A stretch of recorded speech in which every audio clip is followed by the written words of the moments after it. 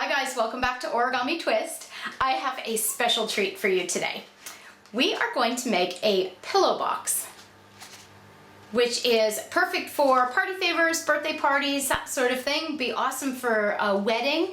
You could, if you're into DIY and that sort of thing, you could easily make DIY wedding favors out of this box. I'm going to teach you how to make the box today. If you want to make the tea bag folding medallion that's on the top of this box, links below. But I have a special treat for you.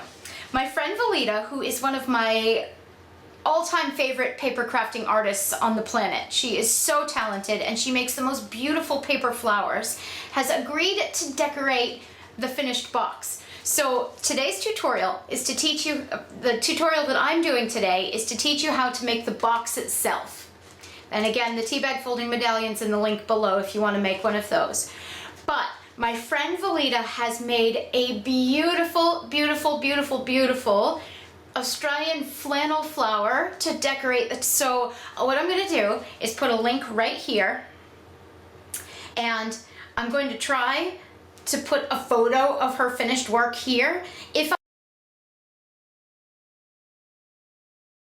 go ahead and click through so that you can see it, because it is amazing. It's so beautiful, and she's very talented. So go check that out. And once you've checked that out, know how to make the flower on top, come back and check out the tutorial for the box. Now, if you are new to the channel and you're coming from Valita's channel, hi and welcome to Origami Twist. I do lots of this kind of paper folding where we make boxes and interesting little things, interesting creative stuff. And I hope you enjoy the tutorial. Let's go make our box. Okay, here we go. Instructions to make a party favor box. Now, I'm actually going to take the decoration off the top to show you what the box looks like. It's fairly straightforward.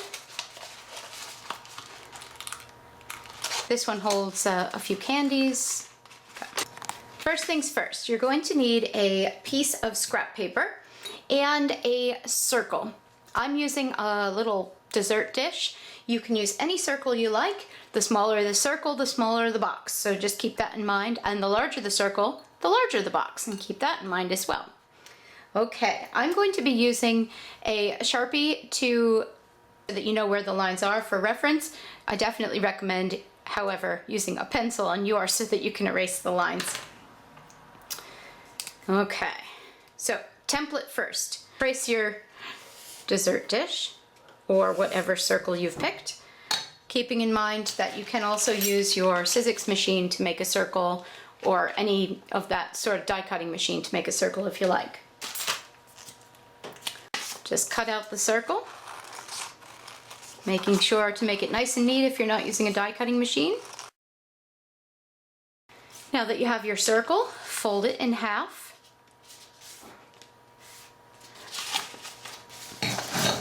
Open it up and fold it in half the opposite way, making sure that this new fold lines up beautifully. And make sure you have a nice neat crease on both sides. Now, of course, I've made one earlier where I've actually drawn a line on it so you can see what that makes. It's a plus sign. It's really important that this initial template is accurate, because this will be determining all of the marks from now on your finished product. So once again, using the Sharpie, and you would use a pencil, I'm going to trace my template. You're going to trace this circle one more time, overlapping it a little bit. And here's the key. These marks that we've made earlier are really important, because you need to line them up so that they are touching the circle you've already drawn. So one point here and one point up here, making sure they're touching. That will make this overlap exactly the right measurement. Okay? So trace a circle right around your template. Now when I lift it up, I'll have what they call a Venn diagram, just two circles overlapping each other. And this measurement is accurate because of the plus sign. Place your template once again over the first circle, lining up those two marks with the circle next to it. See where the intersection is. Make a tick mark at the other 2 points. Lift up the circle and do the same again on this side. Okay. Take your circle once again, overlap part of it, go to the intersection and your tick mark that you made before, making sure to line them up with the point where your fold meets the edge of the circle, and trace around that arc. Do that once again over here.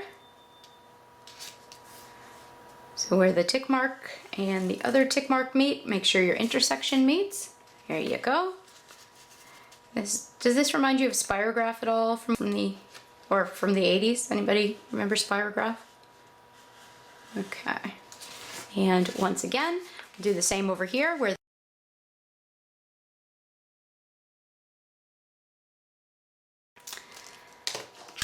now I'm going to cut out around this double circle thing that we've created, and I'll come back to show you how we fold it.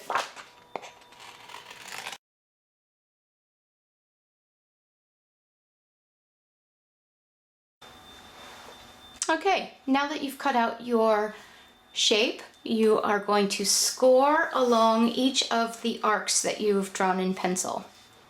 So I'm actually using a crochet hook. Come on. There we go. I'm actually using a crochet hook to do mine because I don't own a stylus. However, if you are making a lot of these, especially for a wedding or something like that, it's worth investing in a stylus, and I think I might actually run down to Spotlight and do that sometime soon. So all you need to do is score neatly along each of the lines that you've drawn.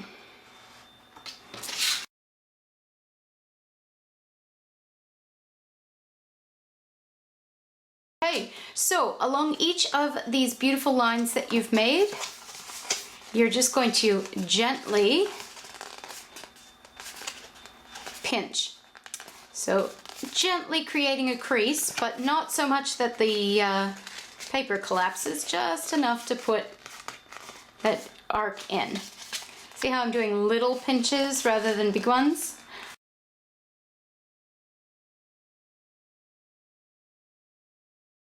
If you decide to do this with your Spellbinder or your Sizzix or some sort of die cutting machine, make 2 circles and use your initial template like we created.